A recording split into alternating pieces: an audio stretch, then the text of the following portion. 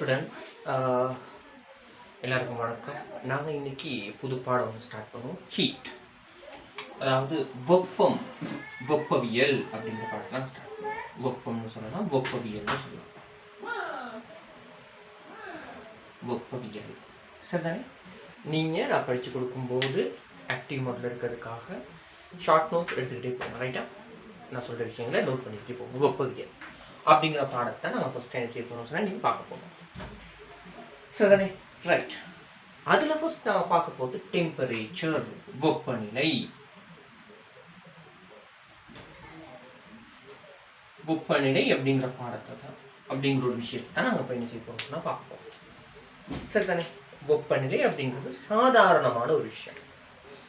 என்னன்னா, அதாவது நாங்கள் டீ குடிக்கிறோம், சூடு கூட சூடு குறைவு. காலையில் ஸ்கூலுக்கு போக விருப்பம் இல்லாமல் அம்மாட்ட போயிட்டு நிற்கிறீங்க, காய்ச்சல் மாதிரி இருக்குங்க.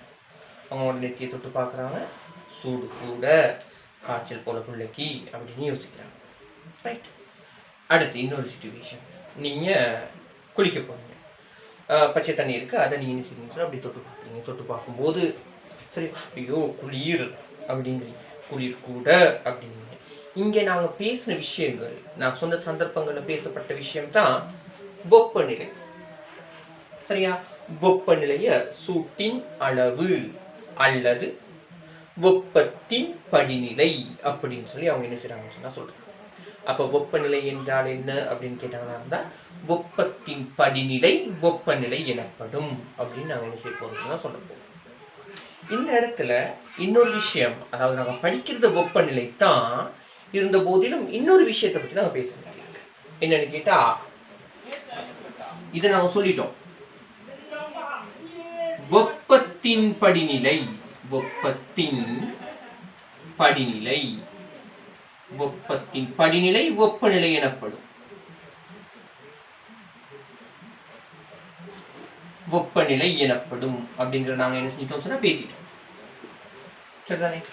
இந்த சமயம் இன்னொரு விஷயத்தை நாம பார்ப்போம், வெப்பம். அடுத்தது வெப்பநிலை.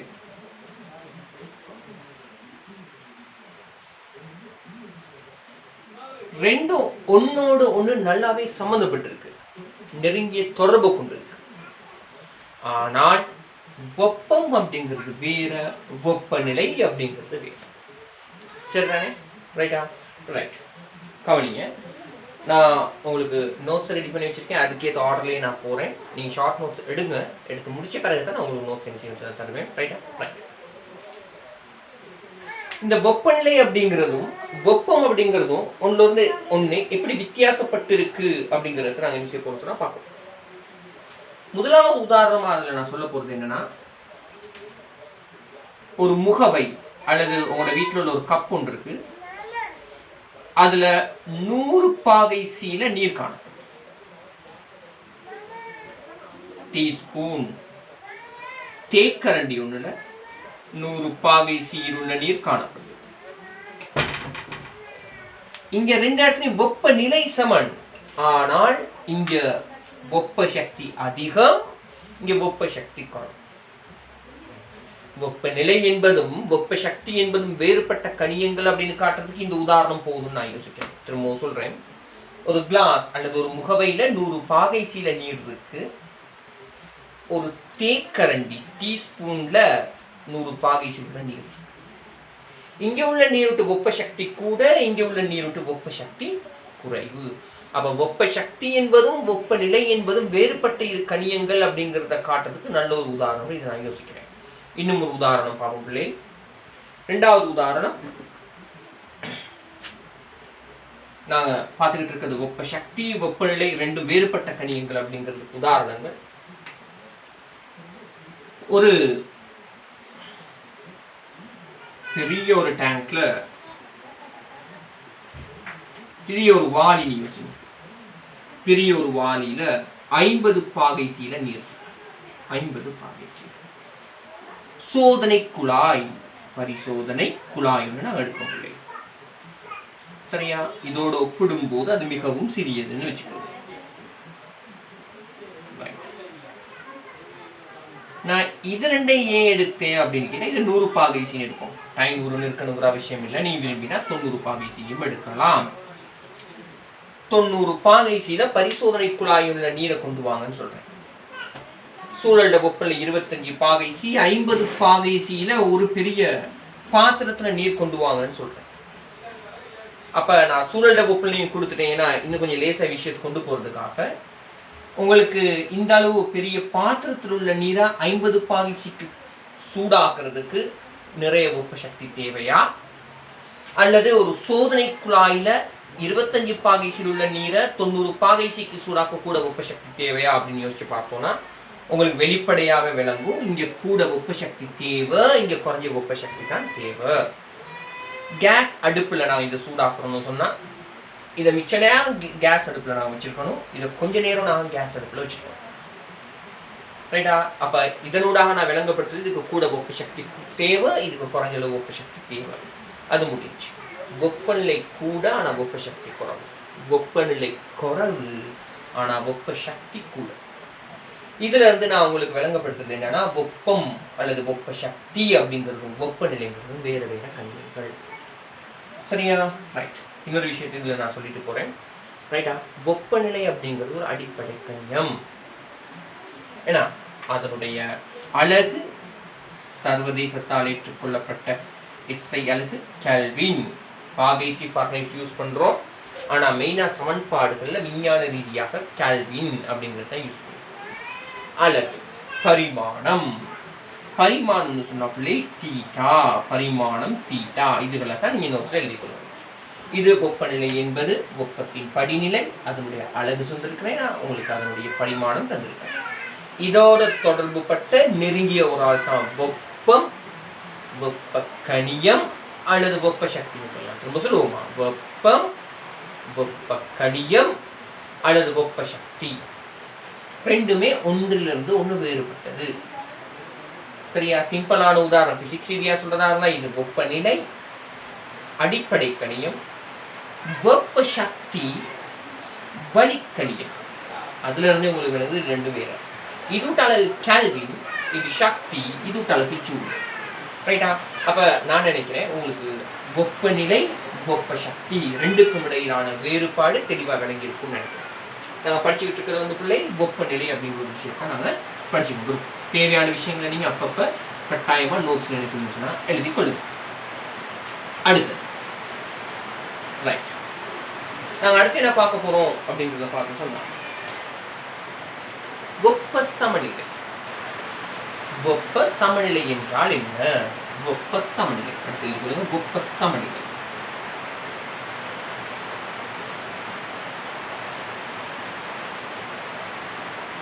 வெப்ப சமநிலை என்பது இரண்டு பொருட்களை நாங்கள் தொடுகையுட சொல்லும் போது ஒரு பொருளில் இருந்து இன்னும் ஒரு பொருளுக்கு வெப்பம் பாயாத நிலைமையை நாங்கள் சொல்றோம் வெப்ப சமநிலை அப்படின்னு சொல்லிட்டு.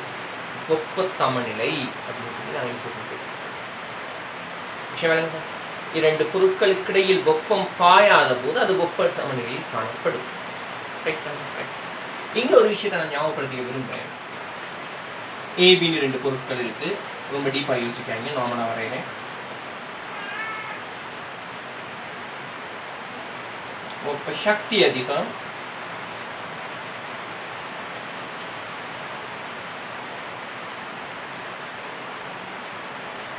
வெப்ப சக்தி குறைவு. ரெண்டு நாங்க சொல்லுவோம் 70 பாகைசியில் இருக்கு. அப்ப இதனை தொடர்பு செய்தால் வெப்ப சமநிலையில் காணப்படும்.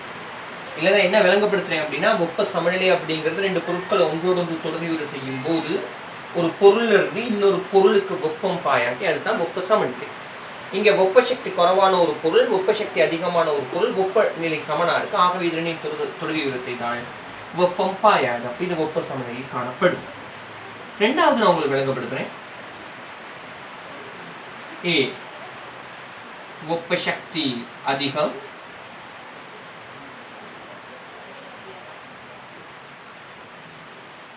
வெப்ப சக்தி குறைவு. இது 80 பாகைசியில காணப்படுது, இது 70 பாகைசியில காணப்படுது. இது ரெண்டையும் தொடுகை செய்தா என்ன நடக்கும் கவனிய பிள்ளை, எதிரணியை தொடுகை செய்தா ஏல இருந்து பிக்கு வெப்பம் பாயுமா, பில இருந்து ஏக்கு வெப்பம் பாயுமா, இல்லாட்டி வெப்பம் எங்கேயுமே பாயாதா? நீங்க இதுல கருத்துல கொள்ளணும், வெப்ப சக்தியே இல்ல, வெப்பநிலைய. இங்க வெப்பநிலை அதிகம் 80 பாகைசில காணப்படுது, இங்க வெப்பநிலை குறைவு 70 பாகைசில காணப்படுது. ஆகவே வெப்பநிலை கூடிய இடத்திலிருந்து வெப்பநிலை குறைந்த இடத்துக்கு வெப்பம் பாயும். அப்ப இங்கு வெப்ப சமநிலை காணப்பட மாட்டார், இங்க வெப்ப சமநிலை காணப்பட மாட்டார். சரியா? நான் 2 உதாரணங்கள் எடுத்தேன், இன்னும் நிறைய உதாரணங்கள் எடுக்கலாம், நான் அவ்வளவு தொடர்ந்து டிஸ்கஸ் பண்ண தேவைன்னு நினைக்கிறேன். உங்களுக்கு விளங்கி இருக்கும், வெப்ப சமநிலை என்பது இரு பொருட்களை தொடுகையுற செய்யும் போது ஒரு பொருளிலிருந்து இன்னும் ஒரு பொருளுக்கு வெப்பம் பாயாமல் தான், அதுதான் வெப்ப சமநிலை. வெப்ப சமநிலை காணப்படுமாறுனா அதற்கான நிபந்தனை, வெப்ப சமநிலையில் காணப்படுவதற்கான நிபந்தனை ஒன்றல்ல ரெண்டல்ல, எத்தனை பொருட்களாக இருந்தாலும் சரி, வெப்ப சமநிலையில் காணப்படுவதற்கான நிபந்தனை, வெப்ப சமநிலைக்கான நிபந்தனை.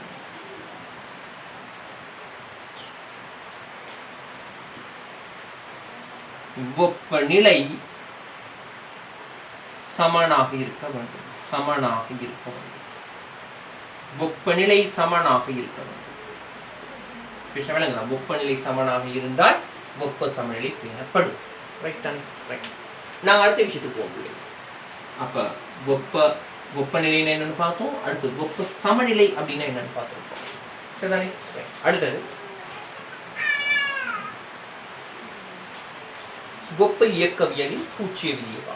வெப்ப இயக்கவியலின் பூச்சிய விதி.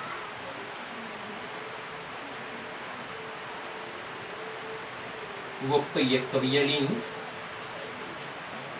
பூச்சிய விதி. வெப்ப இயக்கவியலின் பூச்சிய விதி அப்படிங்கிறத நம்ம என்ன செய்ய போறோம்னா பார்க்க போறோம். சரியா? இதுல நான் முதலாவது உங்களுக்கு சொல்ல விரும்புறது என்ன அப்படின்னா, அதாவது வெப்ப இயக்கவியலின் முதலாம் விதி ஒன்று இருக்கு, அதை நாங்க இந்த பாடத்துல கட்டாயமா படிப்போம். வெப்ப இயக்கவியலின் முதலாம் விதி. வெப்ப இயக்கவியலின் 2ஆம் 3ஆம் விதிகள் நாங்க அட்வான்ஸ் லெவல் பிசிக்ஸ்ல பார்க்கறது இல்லை. அப்ப இது என்னது? வெப்ப இயக்கவியலின் பூச்சிய விதி.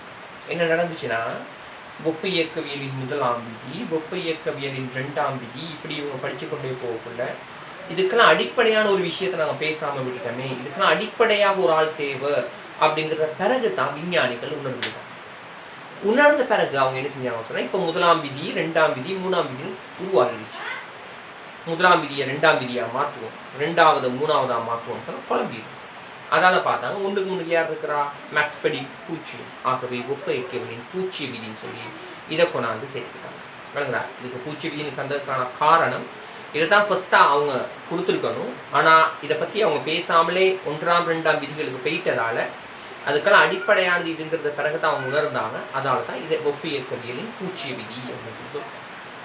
வெப்ப இயக்கவியலின் பூச்சிய விதி அப்படிங்கிறது என்ன அப்படின்னா, 3 பொருட்கள்,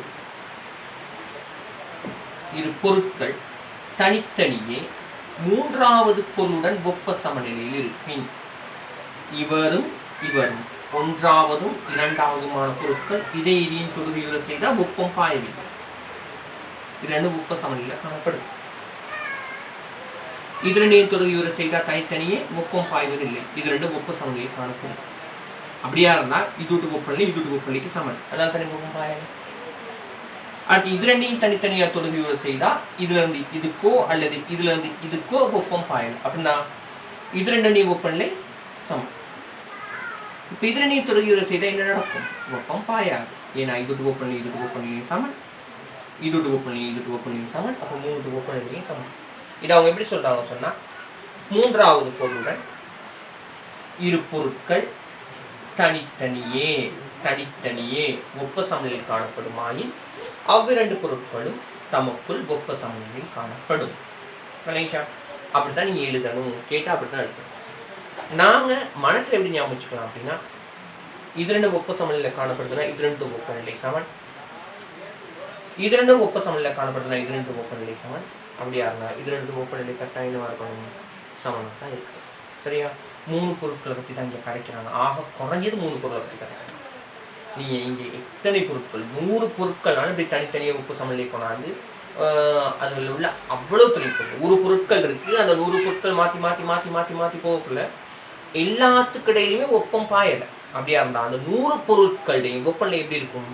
சமனாக காணப்படும். நம்ம இழந்து எடுத்துக்கொள்ளக்கூடிய கருத்து என்னன்னா, வெப்ப சமநிலையில் உள்ள பொருட்களுக்கிடையில் வெப்பம் பாயல அப்படிங்கிறதுக்கு அர்த்தம் அவற்றின் வெப்பநிலை சமன், அவற்றின் வெப்பநிலை சமன் அப்படிங்கிறத நாங்கள் எடுத்துக்கணும். ஆனா விதின்னு கேட்டாங்களா இருந்தா, சரியா, இரு பொருட்கள் தனித்தனியே மூன்றாவது பொருளுடன் வெப்ப சமநிலையில் இருப்பின் அவை இரண்டும் தமக்குள் வெப்ப சமநிலையில் காணப்படும். சரியா, இதே விஷயத்த A, B, C கலப்போம். A, B எனும் இரு பொருட்கள் C எனும் ஒரு பொருளுடன் தனித்தனியே வெப்ப சமநிலையில் காணப்படும். Aயும் Bயும் தமக்குள் வெப்ப சமநிலையில் காணப்படும். அதாவது அவற்றின் வெப்பநிலைகள் சமன். கரெக்டாக சொல்லலாம். ரைட் தானே? ரைட். அடுத்து இதை நாங்க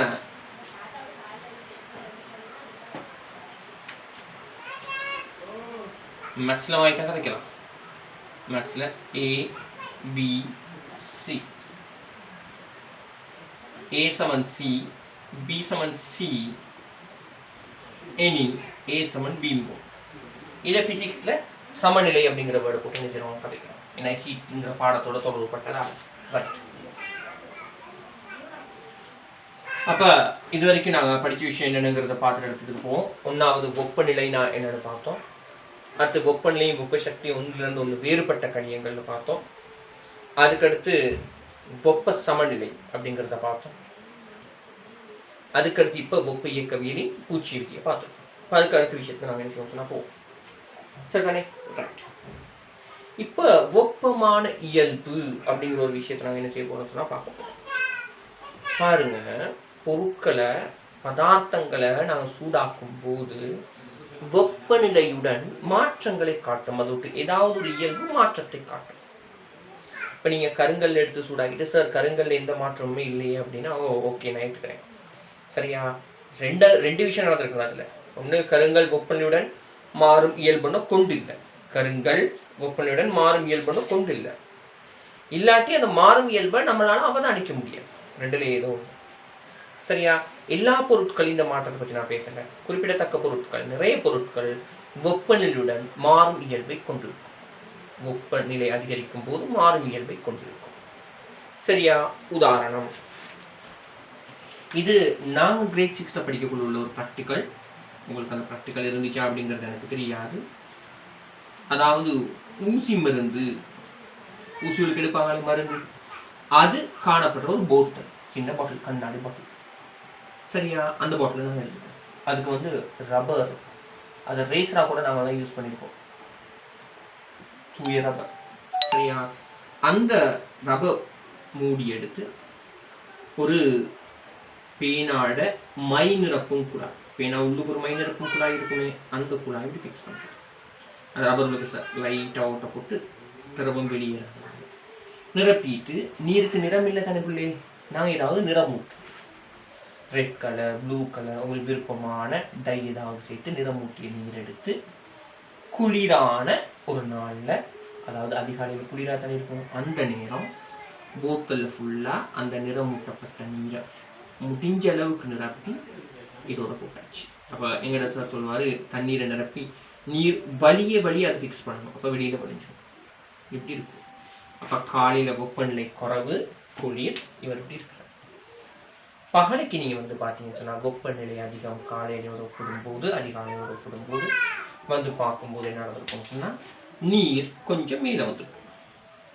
இங்கே உள்ள நீர் மேலே வந்துருச்சா அப்படின்னு பார்த்தா இங்கே உள்ள நீர் மேலே வரல. வெப்பநிலை அதிகரிக்கும் போது இந்த நீருடைய கனளவு கூடியிருக்கு. அதன் காரணமாக இது என்ன செஞ்சிருக்கு, மேலே வந்துருக்கு. விஷயம் விளைஞ்சா? அதில் இன்னொரு விஷயம் சொல்கிறேன். வெப்பநிலை கூடும்போது கண்ணாடி இருக்கு தானே, இவரும் கொஞ்சம் விரிவடைஞ்சிருக்காரு. ஆனால் அந்த விரிவு இந்த நீருடைய விரிவோடு ஒப்பிடும்போது புறக்கணிக்கத்தக்க. அதால தான் அது விரிவடைஞ்சாலும் விரிவடைகிற நீரால அந்த இடத்த நிரப்புறதை விட அதிக அளவு இடத்த நிரப்பக்கூடியதா இருக்கு. அதனால தான் அவங்க மேலே வந்துட்டாங்க. திரும்பவும் சொல்றேன், நான் சொன்னது உங்களுக்கு விளங்குது தெரியல. நாங்கள் ஒரு போத்தல்ல என்ன செய்யணும் சொன்னால் நீரை நிரப்பி இந்த அளவுக்கு தான் நீர் நிரப்பி இருந்தோம். சூடாக்கும் போது இது விரிவடைஞ்சிச்சு. அப்போ சிம்பிளா நான் சொன்ன விஷயம் என்னது, வெப்பநிலை அதிகரிக்கும் போது நீரின் கனளவு அதிகரிச்சிருக்கு. அதாவது திரவங்கள் வெப்பநிலையுடன் விரிவடையக்கூடியது, அதாவது கன அளவு விரிவடையும் அப்படிங்கிறத இங்க சொல்றேன். எக்ஸ்ட்ராவா இன்னொரு எக்ஸ்ட்ரா விஷயம் சொல்லித்தானே, இது விளங்காட்டியும் பரவாயில்ல, போத்தலும் விரிவடையுங்கிற. சரியா? திரவம் எவ்வளவு விரிவடையுதோ அதே அளவுக்கு போத்தலும் விரிவடைஞ்சிருந்தா மேல திரவம் போகணுமா? போக வேண்டிய அவசியம் இல்லை. போத்தல் விரிவடைகிற அளவை விட திரவம் கூடுதலா விரிவடைஞ்சனால தான் இதுளுக்கு அதால அடங்கிக் கொள்ள முடியல, வெளியில போயிருக்கு.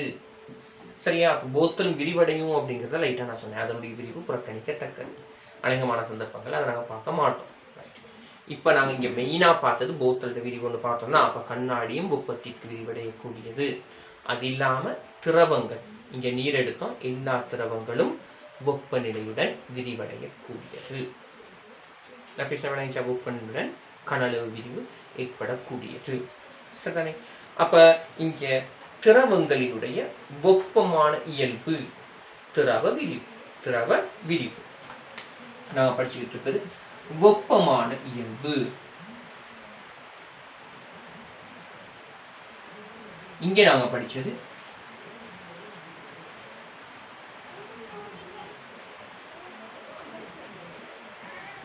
திரவங்களின் வெப்பமான இயல்பான ஒன்று வெப்பமான இயல்பு திரவ விரிவு. நான் படிச்சு கொடுக்குற விஷயம் உங்களுக்கு வேணும்னு நினைக்கிறேன். ரைட்டா? வெப்பமான இயல்பு திரவ விரிவு. ரைட்டா? இன்னொரு வெப்பமான இயல்பு பார்ப்போம். கம்பிகள் இருக்குதானே, உலோக கம்பிகள் நம்ம கிட்ட இருக்கிறது, நம்ம வீட்டில் இருக்கிறது பார்த்தா பிள்ளைல அலுமினியம் ஒரு கம்பி துணி எடுக்கலாமா இல்லையா? செப்பு ஒரு கம்பி துணி எடுக்கலாமா இல்லையா? அது இல்லாமல் லேப்ல அல்லது ஹாட் பிளேட்னு சொல்லுவோம், வெப்பத்தட்டு, அதுகளில் நிக்ரோம் கம்பி காணப்படும். சரி, அது ஒரு சேர்மானம், அதாவது நிக்கல் குரோமியம் எல்லாம் கலந்தது நிக்ரோம் கம்பின்னு சொல்லுவாங்க. அதுகளும் என்ன செய்யும் சொன்னா, இந்த மாதிரி கம்பி துண்டுகள் இருக்கு தானே, இந்த எல்லா கம்பி துண்டுகளும், அதாவது அலுமினியம், செப்பு, சரியா, நிக்ரோம், பிளாட்டினம், கொஞ்சம் விலை கூடனா பிளாட்டினம், எல்லா கம்பிகளையும் எடுத்துக்கிட்டீங்கன்னு சொன்னா அதுக்குன்னு சொல்லி ஒரு தடை ஒன்று இருக்கு. ஓட்டமின்னியல்ல நாம படிப்போம். அந்த தடை வெப்பநிலையோட அதிகரிக்கும். அந்த தடை வெப்பநிலையோட அதிகரிக்கும். சரியா? உங்களோட வீட்டுல நீங்க இப்ப பயன்படுத்துறது கூடாது தங்குதன், டங்ஸ்டன் சொல்லுவோம், தமிழ்ல எழுதுறேன் தங்குதன். தங்குதன் இலை மின் குமிழ் பாய்ப்போம். தங்குதன் இலை மின் குமிழ் நாங்க வீட்டுல பாய்ப்போம். அதையும் தங்குதன் கம்பியோட எடுத்தீங்கன்னு சொன்னா இது எல்லாத்துக்குமே வெப்பநிலையோட இவற்றின் தடை அதிகரிக்கும். அப்ப இங்க இந்த வெப்பமான இயல்புங்கிறோம் தானே, இந்த கம்பிகளின் வெப்பமான இயல்பு என்பது தடை. சரியா? கம்பிகளின் வெப்பமான இயல்பு தடை. இப்போ ஒருத்தர் கேட்கிறாரு, உங்கள் ஒருத்தர், சார் தடை மட்டுமா இங்க கூடும்? நீங்க யோசிச்சு பாருங்க, தடை மட்டுமா கூடும்? என்ன ஆன்சர்? இதுக்கு நீளமும் கூட சான்ஸ் இருக்குன்னா, கம்பிகள் வெப்பப்படுத்தும் போது நீட்சி அடையும். அப்ப நீளமும் ஒரு வெப்பமான இயல்பு தான். சரியா? அப்ப நீட்சி அடைகிறதும் ஒரு வெப்பமான இயல்பு தான். ஆனா நான் எதை பத்தி மட்டும் காய்ச்சேன்? தடையை பத்தி மட்டும் காய்ச்சேன். ஏன் அப்படிங்கிறத கதை பேசுறேன். சரியா? நீளமும் கூடும், அது ஒரு வெப்பமான இயல்பு தான், இல்லைன்னு சொல்றேன். நீளம் அதிகரிக்கிறதும் நீள விரிவு அப்படிங்கிறதும் ஒரு வெப்பமான இயல்பு தான். அப்போ ஒரு விஷயம் பார்த்தோம், ரெண்டாவது விஷயம் பார்த்தோம், மூன்றாவது இதோட சேர்த்து இன்னொரு விஷயம் சொல்லிட்டாரே, கம்பிகளோட வெப்பமான இயல்பு தடை. வெப்பநிலை அதிகரிக்கும் போது தடை கூடும். அதே சமயம் குறைக்கடத்திகள், செமிகண்டக்டர்ஸ், குறைக்கடத்திகள், உங்களுக்கு தெரிஞ்ச குறைக்கடத்திகள் என்னது? ஜெர்மானியம், சிலிக்கான். அது இல்லாம சில சேர்வைகள் இருக்கு தானே, சில சேர்வைகளும் சரியா ஓலிவல்லி நீங்க படிச்சிருக்கிறீங்க, குறைக்கடத்திகளாக தொழிற்படும். அவற்றின், அதாவது குறைக்கடத்திகள் எல்லாத்துக்கும் தடை வெப்பநிலையுடன் குறையும். கம்பிகளில் அல்லது உலோகங்களில் வெப்பமான இயல்பான தடை என்பது வெப்பநிலையுடன் அதிகரிக்கும். குறைக்கடத்திகளின் வெப்பமான இயல்பான தடை என்பது குறையும். வெப்பமான இயல்புகள் பற்றி தான் நாங்கள் என்ன செய்யணும்னா பார்த்துக்கிட்டு இருக்கோம். ரெண்டு வெப்பமான இயல்பை நான் உங்களுக்கு சொல்லி கொடுத்துருக்கேன். இன்னொன்று சொல்லிக்கிறேன், அமுக்கத்தில் மாறா அமுக்கத்தில் உள்ள வாயு எடுத்துக்கிட்டீங்கன்னு சொன்னா வெப்பநிலை அதிகரித்தால் கன அளவு அதிகரிக்கும், கனவளவு அதிகரிக்கும். வெப்பநிலை அதிகரிக்கும் போது கன அளவு அதிகரிக்கும். மாறாத அமுக்கத்தில் வச்சிருந்தாங்க வாயுன்னு மாறாத அமுக்கத்தில் வச்சிருந்தாங்க. உதாரணம், இதுக்கான உதாரணம் நான் இந்த இடத்துல வரைஞ்சு காட்டுறேன். இது ஒரு பாத்திரம் அப்படின்னு யோசிக்கணும். இது முசலம். முசலம்னா அங்கிட்ட அசைக்கக்கூடிய ஒரு மூடியை தான் முசலம் அப்படின்னு சொல்ல போறோம். சிஞ்ச் முசலம். அந்த இன்ஜெக்ஷன் போடுவாங்க முசலம், சிஞ்ச். இந்த ரப்பர் ஈஸியா அங்கிட்ட அசையக்கூடியது முசலம். இல்ல நீங்க வாயுவை நிரப்பிட்டீங்க. இங்க உள்ள அமுக்கம் இங்க உள்ள அமுக்கத்துக்கு, இங்க உள்ள அமுக்கம் இங்க உள்ள அமுக்கத்துக்கு சமன்னு சொன்னா இது லேசா மூவ் பண்ணக்கூடியது, உராய்வு இல்லாமல் இலகுவாக அங்கும் இங்கும் அசையக்கூடியது. இங்க உள்ள அமுக்கம் இங்க உள்ள அமுக்கத்துக்கு சமன்னா இது அப்படியே நிற்கும். இங்க அமுக்கம் கூடன்னு சொன்னா அமுக்கம் கூடிய இடத்திலிருந்து அமுக்கம் குறைந்த இடத்துக்கு இந்த முசலம் தள்ளுபடும். இங்க அமுக்கம் கூடன்னு சொன்னா இங்க அமுக்கம் குறைவு, அமுக்கம் கூடிய இடத்திலிருந்து அமுக்கம் குறைந்த இடத்துக்கு இந்த முசலம் தள்ளுபடும். உராய்வற்றதுன்னு வச்சுக்கோங்க, கட் பண்ண. அப்ப நான் என்ன சொல்ல வரேன் அப்படின்னு கேட்டா, மாற அமுக்கத்துல இப்ப இங்க உள்ள அமுக்கம் இங்க உள்ள அமுக்கம் சமன், இங்க வளிமண்டல அமுக்கம் தானே. இப்ப இதை நீங்க சூடாக்குறீங்க, உள்ளுக்குள்ள வழியை சூடாக்குறீங்க, அப்ப அமுக்கம் கூடும், இது தள்ளுபடும். அப்படியே வந்து அப்படியே விரிவடைய விரிவடைய அமுக்கம் குறையும். ஒரு நிலையில இங்க உள்ள அமுக்கம் இங்க உள்ள அமுக்கத்துக்கு சமனாகும். அந்த டைம் அது இங்கிட்டு போறதை நிப்பாட்டிக்கும். அப்ப பாத்தீங்கன்னா ஆரம்ப கன அளவு சின்னது, இறுதி கன அளவு பெருசு. அமுக்கத்தை மாறாம நாம பேணும் போது, அமுக்கத்தை நாம மாறாம பேணும் போது வெப்பநிலையுடன் கன அளவு அதிகரிக்கும். வெப்பநிலையுடன் கன அளவு அதிகரிக்கும். பேச்ச வழங்குதா? வெப்பநிலையுடன் கன அளவு அதிகரிக்கும். அதுக்கு இன்னொரு உதாரணம் நான் சொல்றேன், கவனிங்க.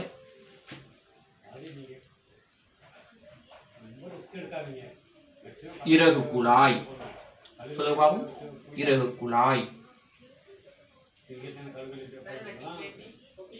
குயில் டியூப்னு சொல்லுவாங்க, குயில் டியூப். சரியா? நம்மட அதாவது பிராக்டிகல் புக்ல ஒரு இடத்துல குவில் குழாய்னு சொல்லிப்போம். குவில் குழாய், குவில் குழாய், இறகு குழாய்னு சொல்லுவாங்க தமிழ்ல. டிரெக்ட் டிரான்ஸ்லேஷன் குவில் குழாய்னு கொடுத்துருப்பாங்க, நம்ம ஒன்றும் செய்ய முடியாது. அதாவது கோழி இறகு, மயிலிறகு அதெல்லாம் பார்த்துருப்பீங்கன்னா அதோடைய அந்த நடுவில் போன வெள்ளை கலர் எலும்பு மாதிரி அதோடைய தடிப்பம் அவனோட பேனாட சைஸ்ல இருக்கும். பேனா இருக்கு தானே, பேனால உள்ளுக்கு இங்க் நிரப்புறதுக்கு ஒருத்தர் இருப்பாரு, அது 2 மில்லிமீட்டர் கிட்ட விட்டோம். அதை பத்தி நான் பேசுறேன். அதை விட கொஞ்சம் பெருசு பேனா சைஸ்ல இருக்கும், அதை பத்தி நான் பேசிட்டு. சரியா? அந்த சைஸ்ல இருந்து அது இறகு குழாய்னு சொல்லுவோம். இப்படி ஒரு இறகு குழாயின்னு எடுத்து நீங்க என்ன செய்யணும்னு சொன்னா ஒரு திரவம்னு திரை பிடிக்கிறீங்க, உள்ளுக்கு வெளியே வச்சு திரை பிடிச்சிட்டீங்க. சரியா? ரைட். இங்க உள்ள அமுக்கம் இங்க உள்ள அமுக்கம் சமன். இதால வர அமுக்கத்தை புறக்கணிங்க, ஹெச்ஓஜியை புறக்கணிங்க. மிக சிறிய திரவ நிரலும் இருக்கு. அப்ப இங்க உள்ள அமுக்கம் இங்க உள்ள அமுக்கத்துக்கு சமன். மாறா அமுக்கத்தில் இதை சூடாக்குனா இந்த திரவ சுட்டி, இதை சொல்ல திரவ சுட்டி,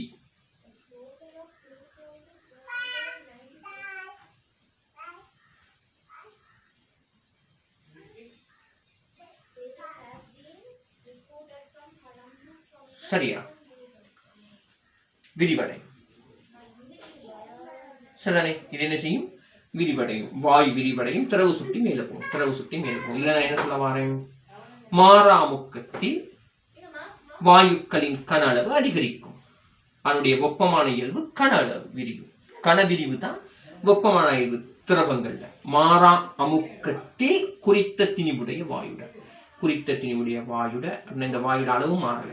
குறித்த திணிவு சிறை பிடிச்சிட்டு திரவ சுட்டியை வச்சு சிறை பிடிச்சிட்டோம். அப்ப இங்க குறித்த திணிவுள்ள வாயு தான் இருக்கு. இதனுடைய வெப்பநிலை அதிகரிக்கும் போது கன அளவு என்ன செய்யும்? அதிகரிக்கும். கன அளவு என்ன செய்யும்? அதிகரிக்கும். சரி, இந்த திரவ சுட்டி மேல போகும். அதே மாதிரி நீங்க குளிர்த்துனீங்கன்னு சொன்னா வெப்பநிலையை குறைச்சா திரவ சுட்டி அப்படியே கீழே வரும். அதே மாதிரி தான் இங்கே வெப்பநிலையை குறைச்சா முசலம் இங்கே அசையும், கன அளவு குறையும். வெப்பநிலையை கூட்டினா முசலம் இங்கிட்ட அசையும், கன அளவு கூடும். வெப்பமான இயல்பு வாயுவின் கன அளவு, வெப்பநிலையுடன் அந்த கன அளவு மாற்றம் அடையக்கூடியதா இருக்கு. ரைட்டா? ரைட். அடுத்து அப்ப நாம பார்த்தோம் என்ன அப்படின்னு கேட்டா வெப்பமான இயல்பு வெப்பநிலையுடன் ஏதாவது ஒரு பொருளோட ஏதாவது ஒரு கணியம் மாற்றம் அடையுமா இருந்தா அதை வெப்பமான இயல்புன்னு சொல்லுவோம். ஒரே கணியத்துல 2-3 விஷயங்களும் மாறலாம். நாங்க ஏதாவது ஒன்றை பத்தி தான் நாங்க என்ன செய்யறோம் பேசுறோம். சரிதானே? ரைட். திரவங்கள் எடுத்துக்கிட்டோம். திரவங்களின் வெப்பமான இயல்பு. திரவம் ஒன்றை வெப்பப்படுத்தும் போது அதனுடைய கன அளவு அதிகரிக்கும். குறித்த திணிவுடைய திரவத்தை எடுத்து வெப்பப்படுத்தும் போது கன அளவு அதிகரிக்கும். அப்ப வெப்பமான இயல்பு திரவ விரிவு அல்லது கன விரிவு. கன அளவு. சரிதானே? ஒரு துண்டு கம்பியை நீங்க எடுத்துக்கிட்டீங்கன்னு சொன்னா வெப்பநிலையுடன் அதனுடைய தடை அதிகரிக்கும். தடை அதிகரிக்கும். அப்ப வெப்பமான இயல்பு தடை. இங்க கன அளவு, இங்க தடை. மாறா அமுக்கத்தில் குறித்த திணிவு வாயு எடுத்துக்கிட்டீங்கன்னு சொன்னா வெப்பநிலை அதிகரிக்கும் போது அதோட கன அளவு கூடும். அப்ப இங்க வெப்பமான இயல்பு கன அளவு. அப்போ சரி, ஒவ்வொரு பொருளையும் ஒவ்வொரு விஷயம் மாறுது. ஒரு விஷயத்தை பத்தி தான் கதைக்கிறோம், மற்ற விஷயங்கள் எல்லாத்தையும் பத்தி கதைக்கிறோம். உதாரணம், திரவங்களை சூடாக்கக்குள்ள கனளவு கூடுற மாதிரியே அடர்த்தி குறையும். கனளவு கூடுற மாதிரியே அடர்த்தி குறையும். ஆனா இங்க நமக்கு ஏதாவது ஒண்ணு முக்கியமான ஒண்ணு தேவை, அதை மட்டும் பார்த்துக்கிட்டு இருக்கோம். மற்றதுகளை பத்தி பேசல. இங்க தடை மாதிரி நீளத்திலையும் மாற்றம் ஏற்படும், அதை பத்தி நான் பேசுறேன். வேணுமாறு இன்னொருத்தர் எழுதலாம். கம்பிகள் உன்னுடைய வெப்பமான இயல்பு பிரிவுன்னு போட்டா பிழையா? பிழை இல்ல, சரிதான். கம்பிகளினுடைய வெப்பமான இயல்பு விரிவுன்னு போட்டா பிழையா? பிழை இல்ல, சரிதான். சரிதானே? ரைட். என்ன தேவைன்னா வெப்பமான இயல்புனா என்ன? வெப்பநிலையுடன் ஒரு பதார்த்தத்தின் மாறும் இயல்பு ஒன்று வெப்பமான இயல்பு. ஒரு பதார்த்தத்துக்கு ஒன்றுக்கு மேற்பட்ட வெப்பமான இயல்புகள் கூட காணப்படலாம். அதை பத்தி நாங்க யோசிக்க தேவையில்லை. ரைட்டா? ரைட். இன்னொரு விஷயத்தையும் நான் வெப்பமான இயல்புல பேசிட்டு போறேன்.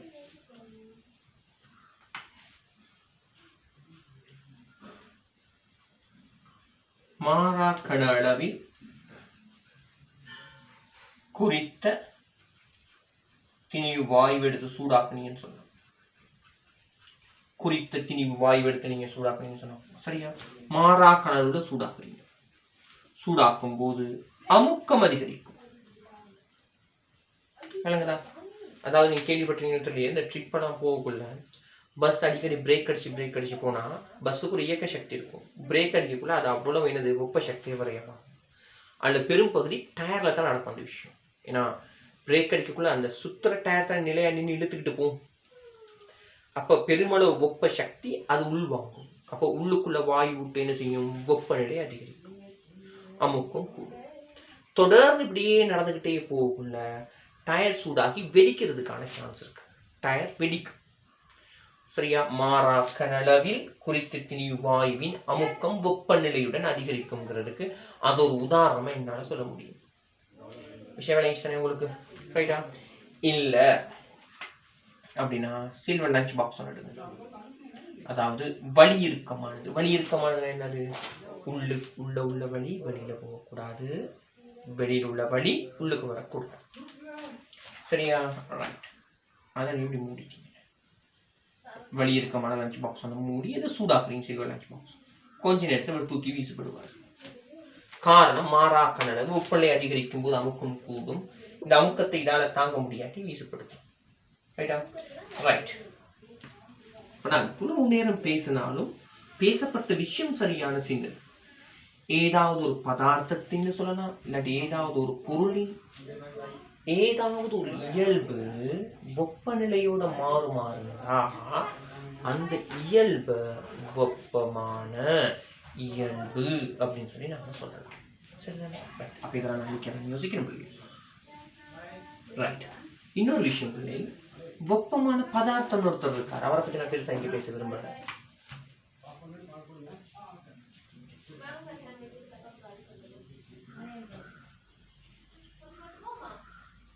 வெப்பமான பதார்த்தம் உதாரணம் கம்பித்துண்டு. இந்த கம்பி தான் வெப்பமான பதார்த்தம். வளமே நாங்கள் பிளாட்டினம் கம்பி பற்றி கூட பேசுவோம்.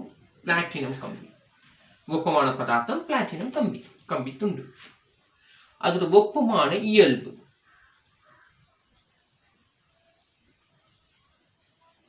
வெப்பமான இயல்பு தடை. வெப்பமான இயல்பு தடை. வெப்பமான பதார்த்தம் பிளாட்டினம் கம்பி, அதோட வெப்பமான இயல்பு தடை.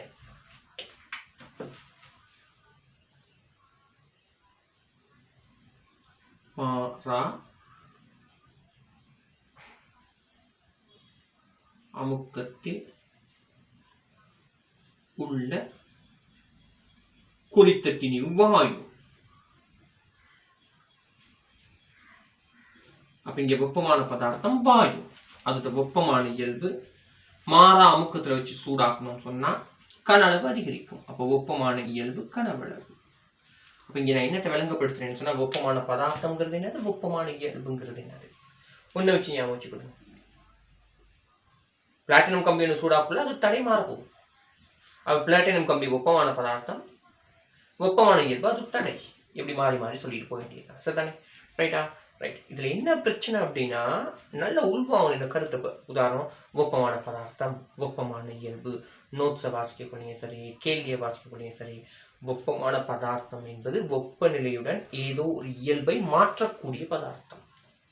வெப்பமான பதார்த்தம் என்பது வெப்பநிலையுடன் தன்னுடைய ஏதாவது ஒரு இயல்பை மாற்றக்கூடிய பதார்த்தம். வெப்பமான இயல்பு என்பது அந்த மாறும் இயல்பு. உதாரணம், கனளவு, தடை, விளைச்ச. ஏன்னா இதை நான் சொன்னா கலை சொற்கள்னு சொல்லி, அப்போ கேள்வி வரக்குள்ள இந்த சொல்ல போட்டுதான் கேள்வி வரும். அப்ப இந்த சொல்லுக்கான அர்த்தத்தை மனசொலுக்கு எடுத்துதான் ஆன்சர் பண்ணணும். இந்த சொல்லுக்கான அர்த்தத்தை மனசொலுக்கு எடுத்துதான் ஆன்சர் பண்ணணும். அப்படி இல்லைன்னு சொன்னா விளைச்சுப்போம். ரைட்டா? மற்றபடி இது ஒண்ணுமே இல்லை. சரியான ஈஸி. அநேகமா ஒரு எம்சிக்கு நாங்க இன்னைக்கு படிக்கிற பாடத்துல வரும். அநேகமா கட்டாயம் வரணுங்கிற அவசியம் இல்லை. அப்ப கொஞ்சம் பார்த்து வச்சுக்கோங்க. ரைட்? அடுத்தது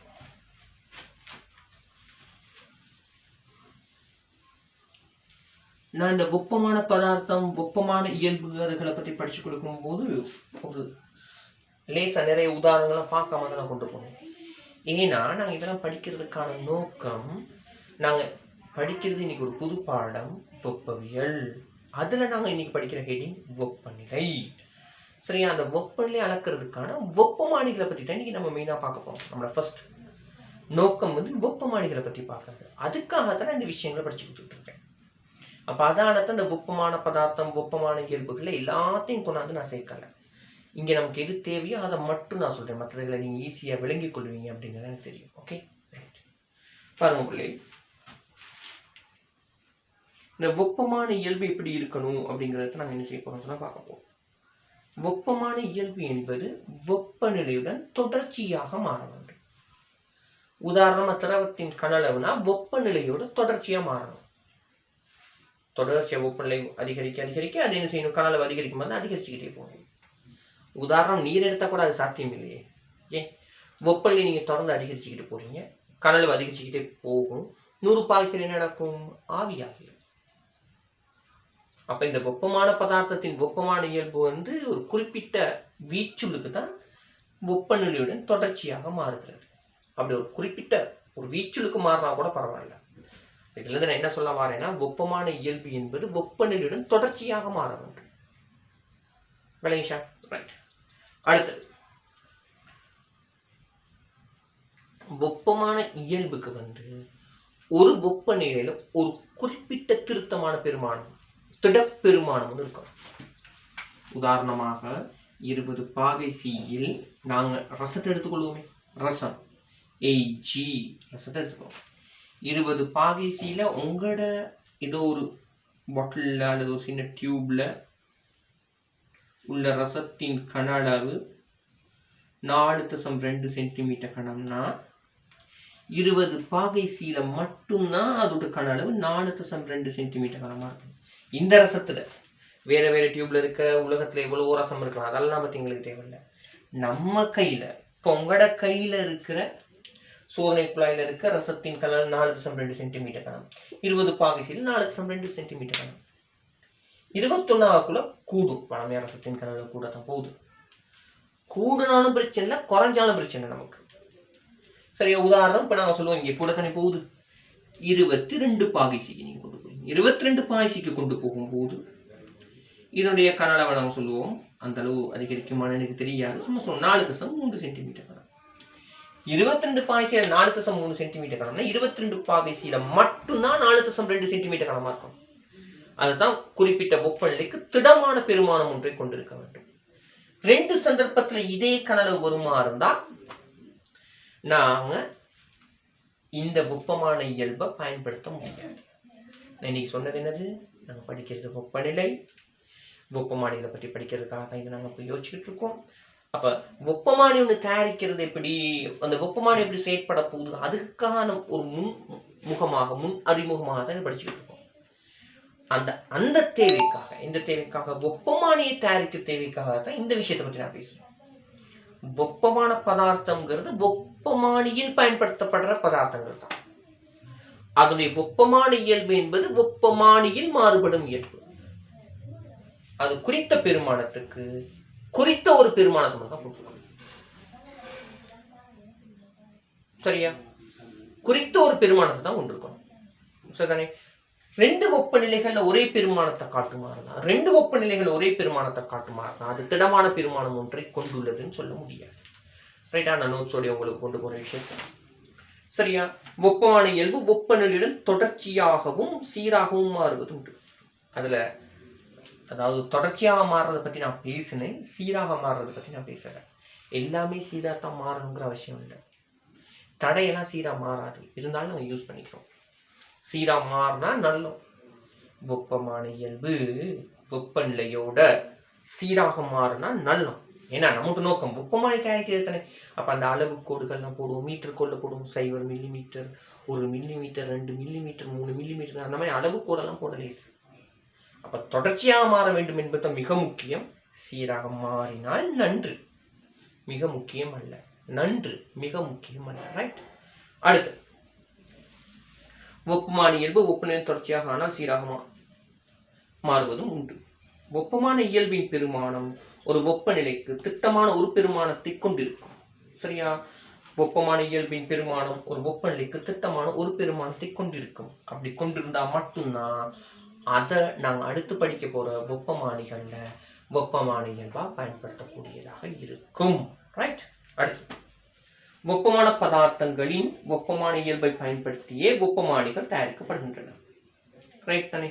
ரைட். அப்ப நான் கடைசி பாயிண்ட்டுக்கு வந்துட்டேன். வெப்பமானிகள் தயாரிக்கப்படுறது இந்த இயல்புகளை பயன்படுத்தி தான். அப்ப நீங்க 2 புது வேர்ட் படிச்சிருக்கோம். ஒன்று வெப்பமான பதார்த்தம், இன்னொன்று வெப்பமான இயல்பு.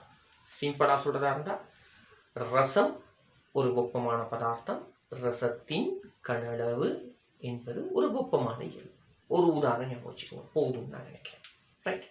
அடுத்தது சில வெப்பமானிகளும் அவற்றில் பயன்படுத்தப்படும் வெப்பமான பதார்த்தங்களும் அவற்றின் வெப்பமான இயல்புகளும். சரியா? 3 விஷயத்தை பத்தி என்ன செய்யணும்னு பார்ப்போம்.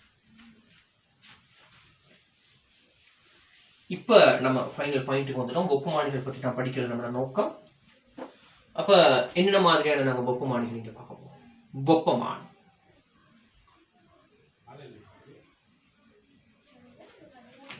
அந்த வெப்பமானியில் பயன்படுத்தப்படுற வெப்பமான பதார்த்தம்.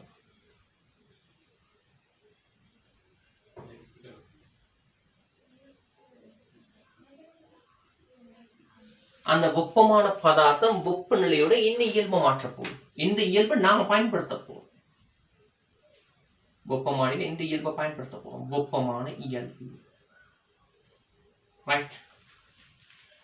தேவையான விஷயங்களை கட்டாயமா நோட் பண்ணுங்க. உதாரணம், கண்ணாடியுள்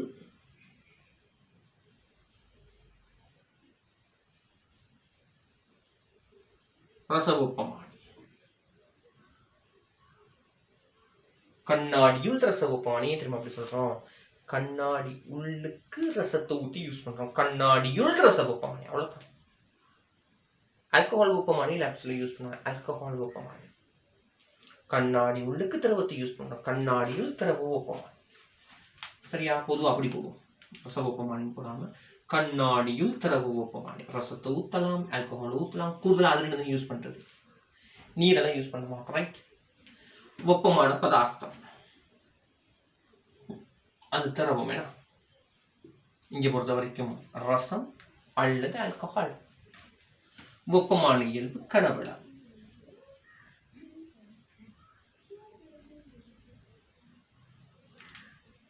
வெப்பநிலையை கூட்டினா கனளவு கூடும், வெப்பநிலையை குறைச்சா கனளவு குறையும். இன்னொன்று,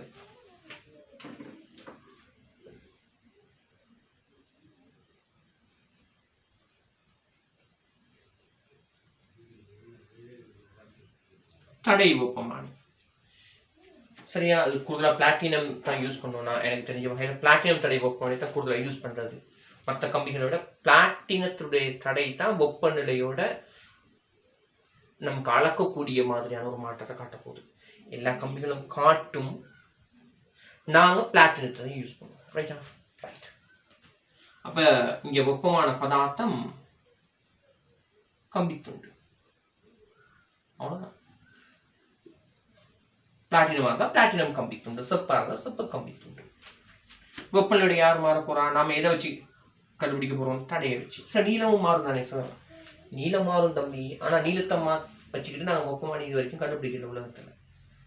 ஏன்னா அது அவ்வளோ அக்யூரேட் இல்லை அப்படிங்கிறதுக்காக தடையை வச்சு தான் கண்டுபிடிச்சிருக்கோம்.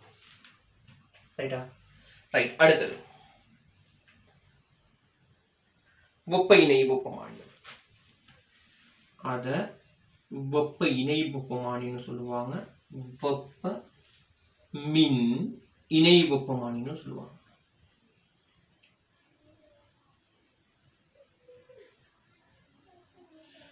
வெப்ப இணை வெப்பமானின்னு சொல்லலாம், வெப்ப மின் இணை வெப்பமானின்னு சொல்லலாம், வெப்ப மின் வெப்பமானின்னு சொல்லலாம். இந்த வேர்டுகளுக்கு இந்த மின் இருக்கும் இருக்காது. ரைட்டா? சில நேரம் இணை இருக்கும் இருக்காது, சில நேரம் ரெண்டுமே இருக்கும். மின்னும் இணையும் ரெண்டுல ஏதாவது ஒரு சொல் இருக்கலாம், ரெண்டு சொல் இருக்கலாம். ரைட்டா? ரைட். இங்க வெப்பமான பதார்த்தம்ங்கிறது இது சரியான சிம்பிளான வெப்பமானி. சரியா? அதாவது நம்மளோட ஸ்கூல்லையும் அந்த வெப்பமானி இருக்கு. ஒரு முறை ஒரு செமினார் நடக்கும்போது டீச்சர் ஸ்கூல்லேயே தான் ஒருத்தவங்க என்ன செஞ்சிட்டாங்க அப்படின்னா, ரெண்டு கம்பி துண்டு ஒன்னோட ஒன்று இப்படி ஒட்டி இருக்கும். ரெண்டு கம்பி துண்டு ஒன்னோட ஒன்று ஒட்டி இருக்கும். சும்மா இப்படி கம்பி துண்டு ஒட்டி இருக்கலாம், அந்த கொஞ்சம் நீளம் தேவைங்கிறதுக்காக அவங்க என்ன செய்வாங்க சொன்னால் பேக்கெட்டில் போட லேஸுக்காக இப்படி ஒட்டின மூணு எடுத்து இப்படி சுருள் ஆக்கி இப்படி அடிச்சிருப்பாங்க.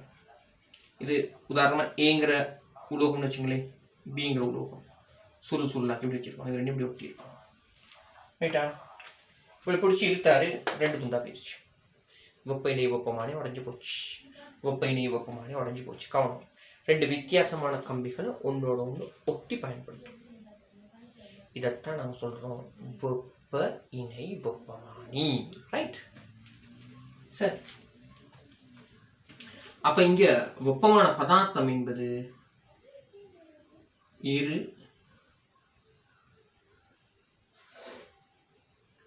வெவ்வேறான பதார்த்தத்தாலான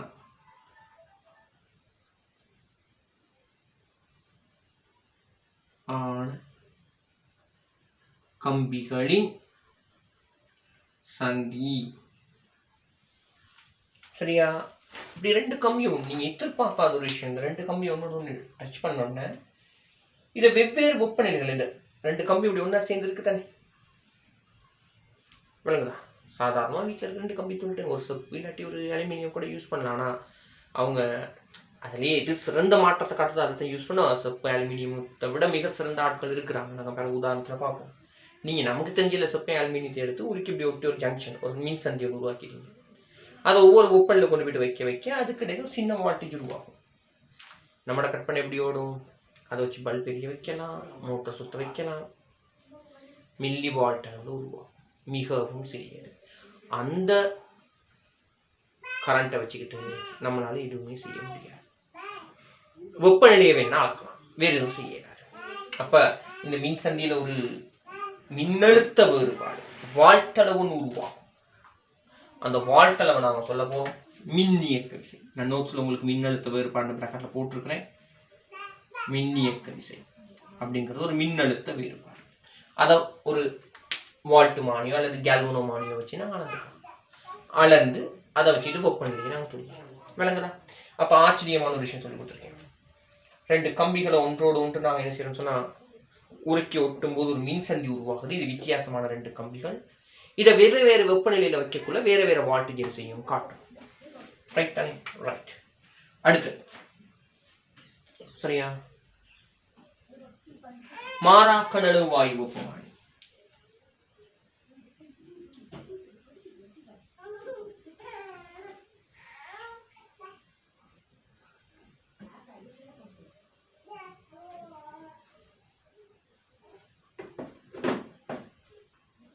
கடல் இங்க என்ன செய்யாது, மாறா. மாறா கனவளவு குறித்த திணிவு வாயு. மாறா கனளவை கொண்ட குறித்த திணிவு வாயு. ஒரு உருக்கு அல்லது கனளவு மாறாத ஒரு கடினமான பாத்திரத்தால் தயாரிச்சு அதுக்கு காத்திரதை விட கனளவு மாறாதானே. மாறா கனளவு குறித்த திணிவு வாயு. அதோட வெப்பமான இயல்பு அமுக்கம். அமுக்கம் நீங்க பிவி சமன் என்னாட்டிங்கிற சமன்பாடு தெரிஞ்சாக்கள் பிவி சமன் என்னாட்டி அதை வச்சு யோசிங்க. குறித்த திணிவுன்னு சொன்னா குறித்த மூல அளவு. ஒரு தனி வாயு எடுத்துக்கொண்டு வச்சுக்கொள்ளுங்களேன். ரைட்டா? ரைட். அப்ப குறித்த திணிவுனா எம்மின் கிளை. ஒரு குறிப்பிட்ட வாயுத்தை யூஸ் பண்ணா அப்ப இது மாறாது, அப்ப இதுவும் மாறாது, என் மாறாது, ஆர் மாறாது. சரியா? நாங்க சொல்லிட்டோம் மாறா கனளவுனா அப்ப இதுவும் மாறாது, இது இதுக்கு நேர்வீத சமன். வெப்பநிலையோட அமுக்கம் மாறும். ரைட்டா? அப்ப அமுக்கம் தங்கி வரும். மாறா கனளவு வாயு வெப்பமான. ரைட்டானே? வெப்பமான இயல்பு அமுக்கம். இங்க பார்த்திருக்கிறோம் 1 2 3 4 விஷயம் பார்த்திருக்கோம். ரைட்டா? இன்னொன்னு கதிர்ப்பு வெப்பமானி. ரைட்டா? ரைட். வெப்பமான பதார்த்தம் அப்படின்னு பாத்தீங்கன்னா மிக உயரிய வெப்பநிலையில் காணப்படும்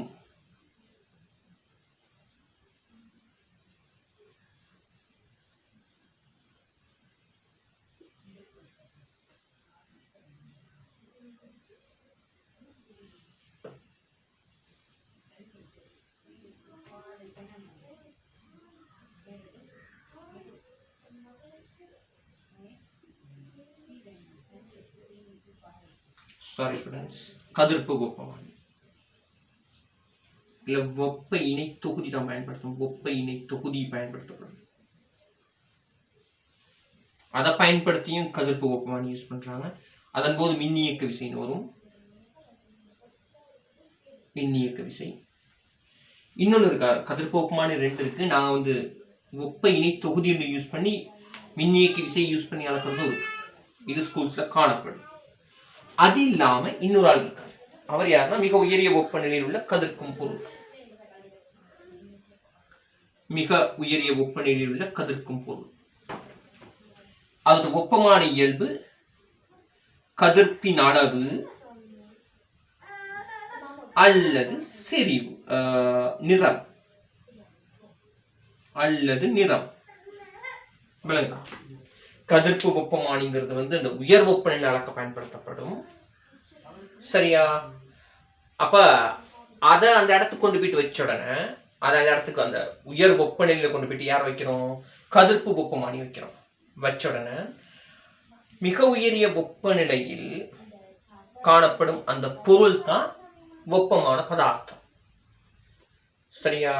அந்த உயர் கதிர்ப்பை வெளிப்படுத்தும் பொருள் தான் வெப்பமான பதார்த்தம். அதோட வெப்பமான இயல்பு என்பது வெப்பநிலை காரணமாக அதுல இருந்து வர கதிர்ப்பின் அளவு அல்லது அந்த உயர் வெப்பநிலை காரணமாக அந்த பொருளினுடைய நிறம். ஒரு உதாரணம் சொல்றதா இருந்தா கத்திய சூடாக்குறது, பழுக்க வைக்கிறதுன்னு சொல்லுவாங்க, சூடு போடுறதுக்கு. சரியா? ரைட்டா?